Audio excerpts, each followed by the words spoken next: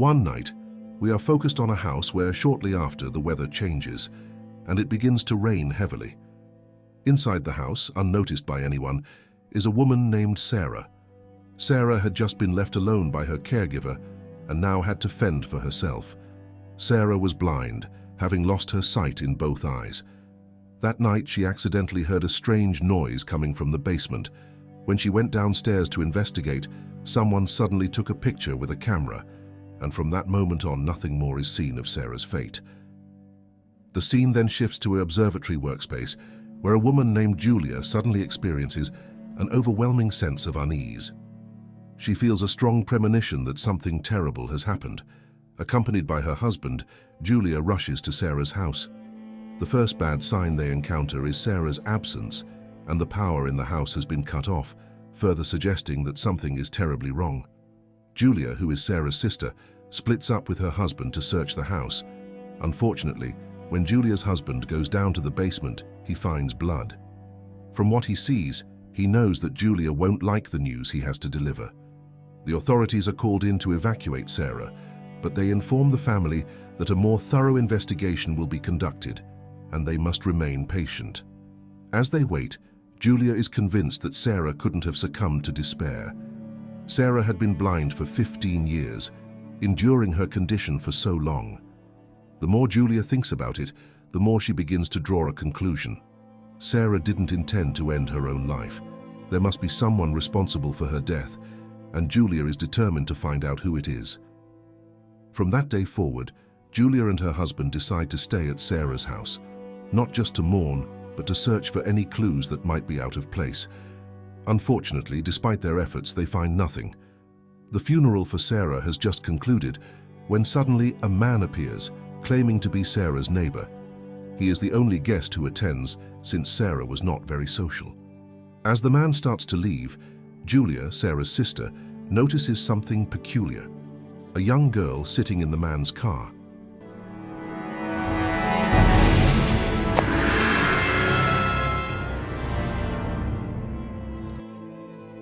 Despite her suspicions, the police still believe Sara's death was a suicide. However, they receive information about another blind woman who lives nearby and was reportedly close to Sara. Upon hearing this, Julia decides to visit the blind woman's home herself. Curiously, she discovers a rope connecting Sara's house to the blind woman's house, suggesting that they often visited each other, with the rope serving as a guide for them. The police had already visited this woman's home, but found nothing suspicious, only the innocence of a neighbor who described Sara as a very kind person. As Julia approaches the house, she calls out but receives no response, prompting her to enter without permission. Soon after, the blind woman arrives, expressing her sorrow over Sara's death. She advises Julia to visit a rehabilitation center for the blind called Centro Bauman, mentioning that Sara often went there to make friends. Julia follows the lead and goes to the center, where the receptionist directs her to a gym where patients are currently engaged in activities that rely on their sense of smell and hearing. Julia observes as the patients interact, sharing stories and memorizing each other's voices. Suddenly, one of the women senses the presence of an intruder, which turns out to be Julia.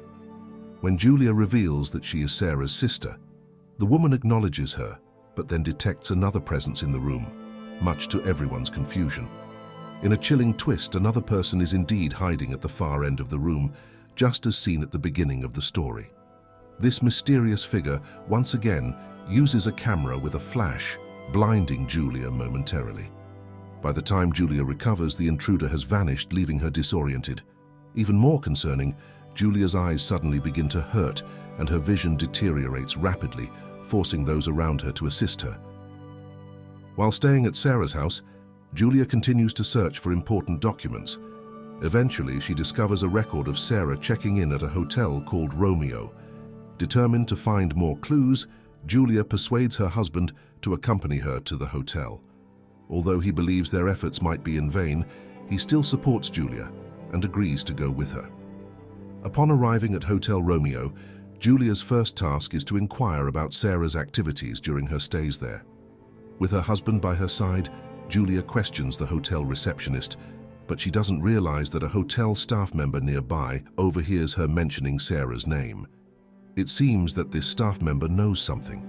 The receptionist confirms that Sara frequently checked in at the hotel, but refuses to provide specific details about when and how long she stayed. As Julia processes this information, she notices a waiter observing her. When her husband goes to the restroom, the waiter approaches Julia, mistaking her for Sara due to their striking resemblance. The waiter mentions that Sara often visited the hotel with a younger man. Soon after, Julia's husband returns from the restroom, but Julia suddenly experiences a severe headache. Trying to hide her discomfort, she nearly collapses. Her vision becomes blurry, and she almost gets hit by a car in her disoriented state. Concerned, her husband insists that she rest, but Julia stubbornly refuses to see a doctor, secretly lying about the severity of her vision problems. Later, while heading to the restroom, Julia is approached by the hotel staff member who had overheard her earlier. He takes her to a storage room where he reveals that the man who frequently accompanied Sara was much younger. However, he doesn't know who the man is.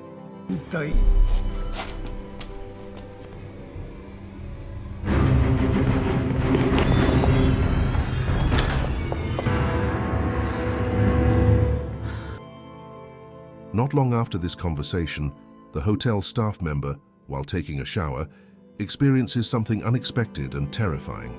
Without warning, the hanging lamp's cord slips, and in a chilling turn of events, a shadowy figure is seen fleeing the scene.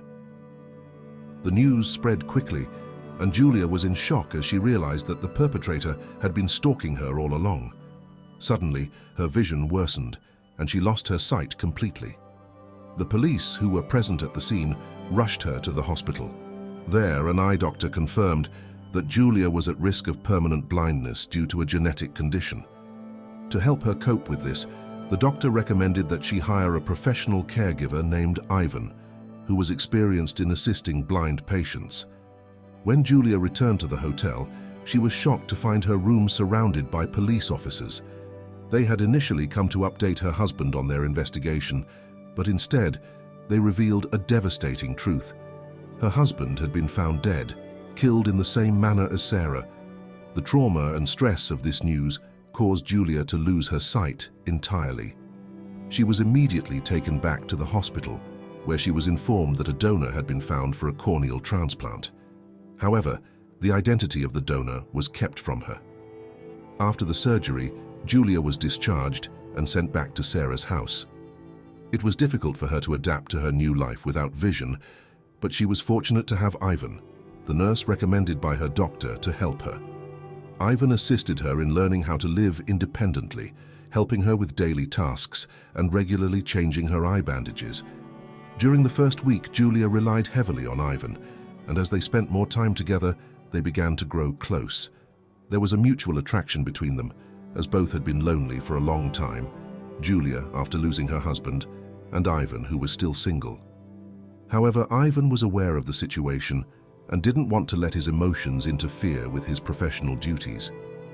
Just as Ivan's caregiving period was about to end, an unknown person began to terrorize Julia.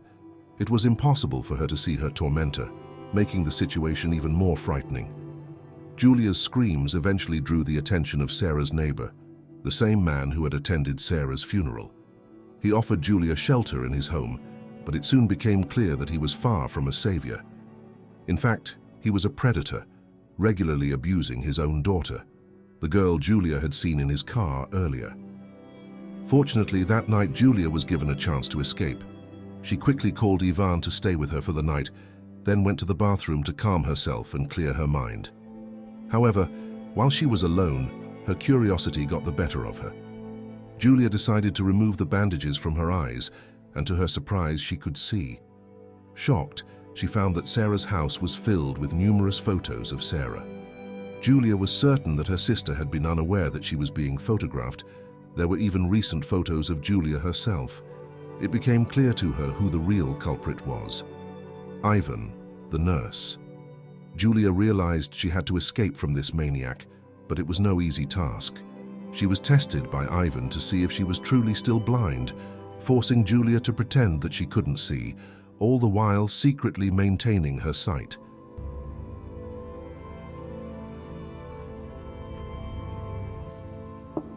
Gracias.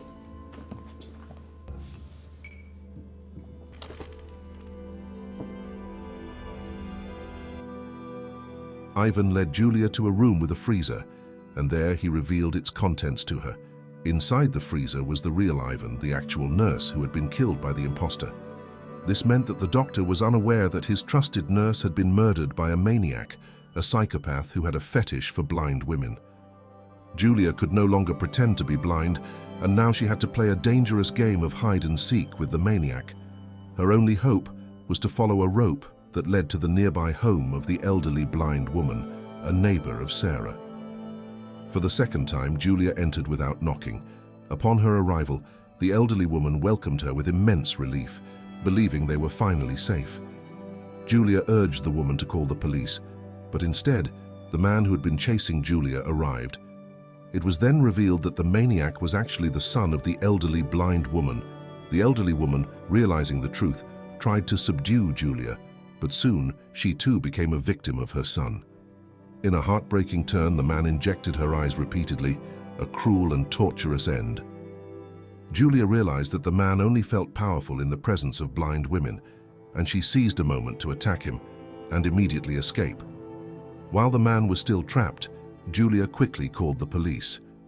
The call connected, and she managed to ask them to track her location. With only a few seconds to spare, Julia decided to turn off the electricity in the house, luring the man to come closer. This time, Julia was ready to fight back, determined to avenge the suffering that had left Sara utterly helpless.